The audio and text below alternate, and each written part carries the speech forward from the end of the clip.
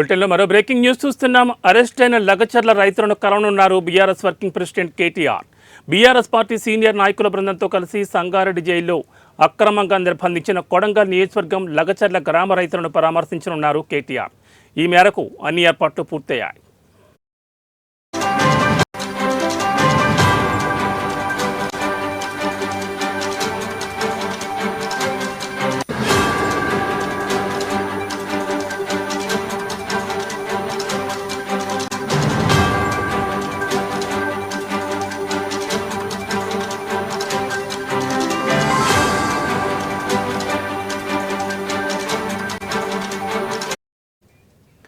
కాగా లగచర్ల దాడి ఘటనలో మరో ట్విస్ట్ చోటు చేసుకుంది.